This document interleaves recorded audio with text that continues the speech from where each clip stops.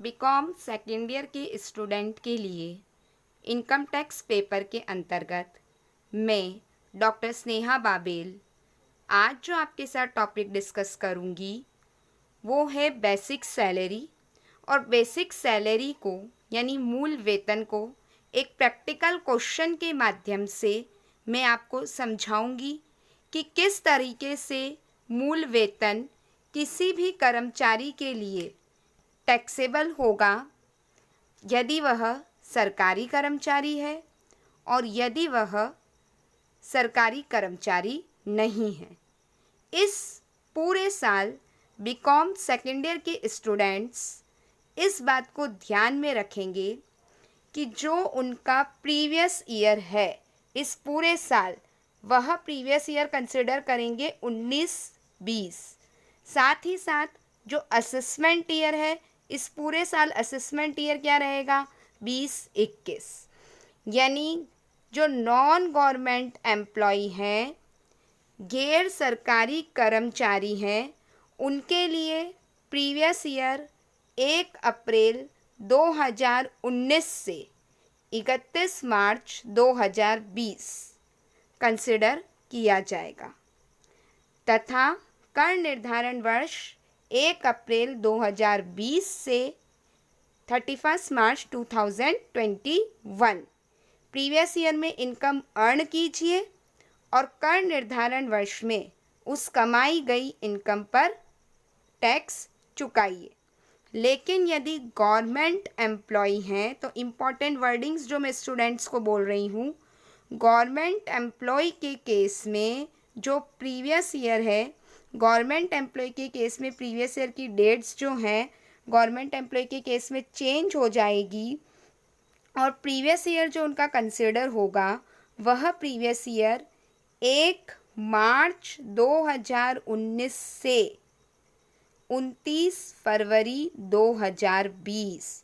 मैं स्टूडेंट्स को वापस रिपीट करूंगी, वो इसे नोट डाउन करेंगे और नोट डाउन करने के साथ साथ जो इम्पोर्टेंट इंस्ट्रक्शंस आपको हैं कि आपको स्नेहा स्पेस बाबेल यानी मेरा जो यूट्यूब चैनल है वो आप लोगों को सब्सक्राइब करना है। जो डेली का डेली मैं असाइनमेंट आपको दे रही हूँ वो असाइनमेंट आप कंप्लीट करेंगे और सिमिलर मेरे साथ आप टॉपिक कवर करेंगे। क्वेरीज़ है जो आपकी वो अपन डिस्कस करेंगे, लेकिन आप उतने ही रोज के रोज जो वीडियो हम डाल रहे हैं सभी स्टूडेंट, क्योंकि इसे ही आपकी अटेंडेंस माना जाएगा, तो सभी स्टूडेंट्स को वो वीडियोस व्यूज़ करने हैं। साथ ही साथ आपको स्नेहा स्पेस बाबेल को क्या करना है, यूट्यूब चैनल को सब्सक्राइब करना है। जब हम बात करेंगे गवर्नमेंट एम्प्लॉय की तो मैंने आपको क्या कहा, गवर्नमेंट एम्प्लॉय का प्रीवियस ईयर क्या कंसिडर होगा, गवर्नमेंट एम्प्लॉय का प्रीवियस ईयर कंसिडर होगा 1 मार्च 2019 से 29 फरवरी 2020 तथा नॉन गवर्नमेंट एम्प्लॉय का 1 अप्रैल 2019 से 31 मार्च 2020। ये क्या हो जाएगा, ये नॉन गवर्नमेंट एम्प्लॉय के केस में कंसिडर किया जाएगा, नॉन गवर्नमेंट एम्प्लॉय के केस में।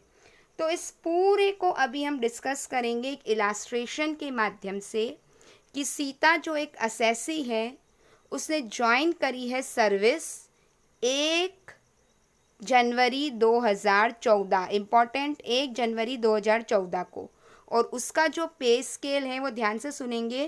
पे स्केल जो उसका वेतनमान है, वही आप सैलरी ज्वाइन करोगे तो सैलरी ज्वाइन करने पे इनिशियली तो आपको 8,000 रुपीज़ में रखेंगे, फिर हर साल आपको 500 के इंक्रीमेंट दिए जाएंगे। और ये इंक्रीमेंट कब तक दिए जाएंगे, जब तक कि आपकी सैलरी 13,000 रुपये नहीं हो जाती।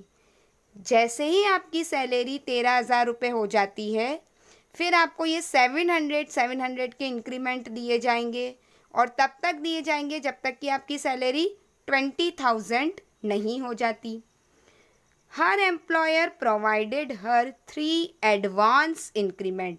तो जब उसे सर्विस ज्वाइन करी ना तो उसके एम्प्लॉयर ने क्या करा, उसको 3 जो हैं वो एडवांस इंक्रीमेंट दिए। कितने के इंक्रीमेंट मिल रहे थे उसको, 500 के मिल रहे थे।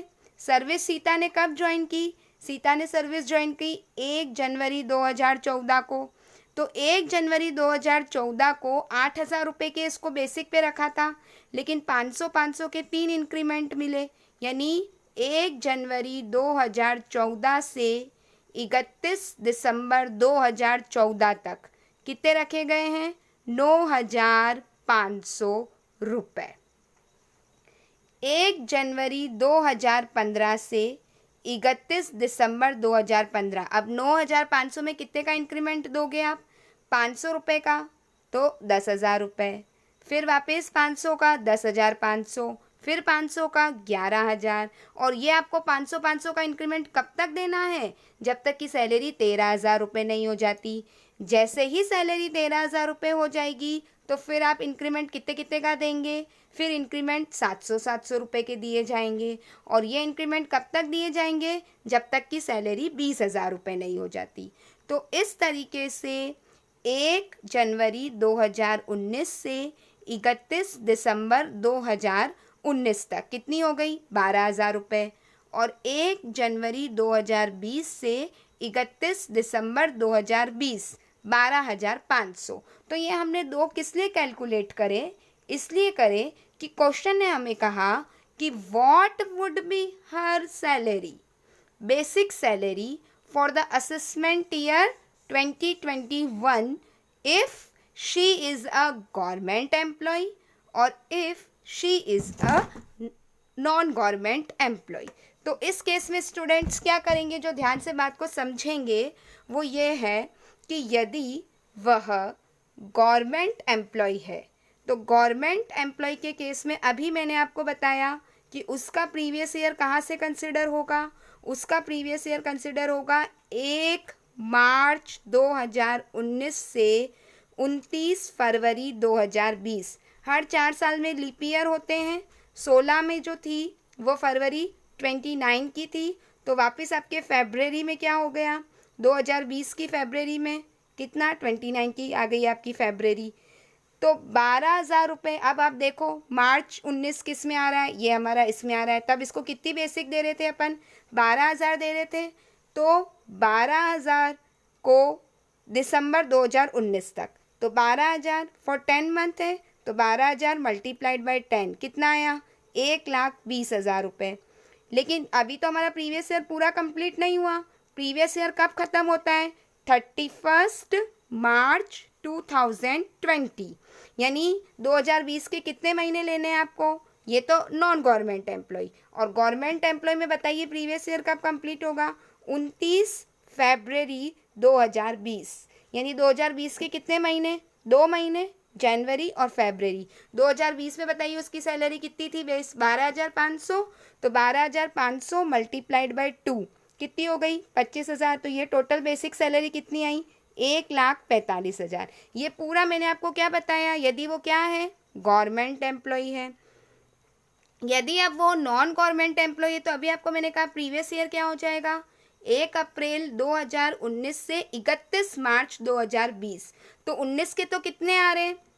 19 के 9 महीने आ रहे हैं, अप्रैल से दिसंबर तक। तो 19 में सैलरी पे कितना था? 12,000। 12,000 मल्टीप्लाइड बाई 9, और यही अब मैं आपको क्या बोल रही हूँ, 20 से लेकर के 1 जनवरी 2020 से 31 मार्च 2020। तो ये कितना हो गया? 12,500 मल्टीप्लाइड बाय 3, दैट इज 37,500। तो इसकी हमने टोटल की।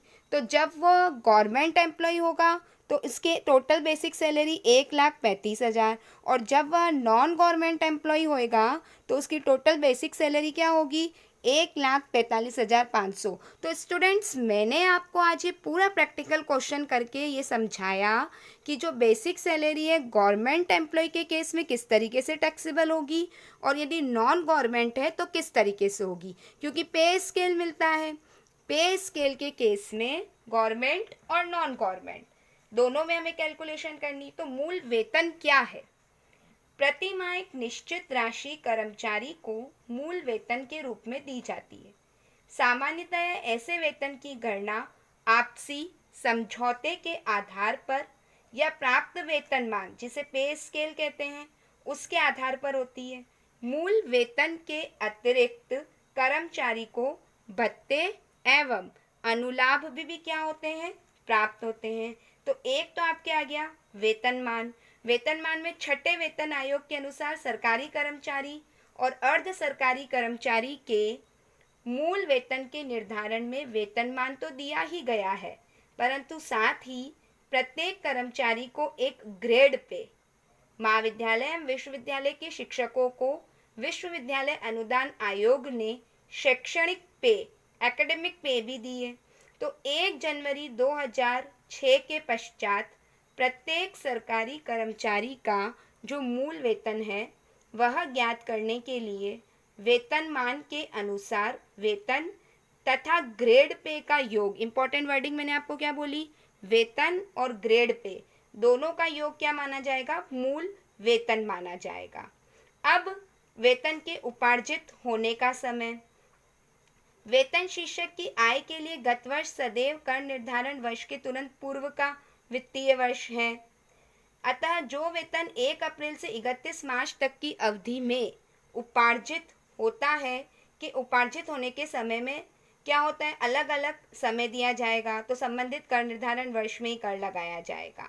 गैर सरकारी कर्मचारियों का वेतन सामान्यतः माह की अंतिम तारीख को उपार्जित होता है, अतः इन पर 1 अप्रैल से 31 मार्च तक की अवधि के वेतन लगाया जाएगा। जबकि सरकारी एवं अर्ध सरकारी कर्मचारियों का वेतन सामान्यतः अगले माह की पहली तारीख को उपार्जित अथवा प्राप्य माना जाता है।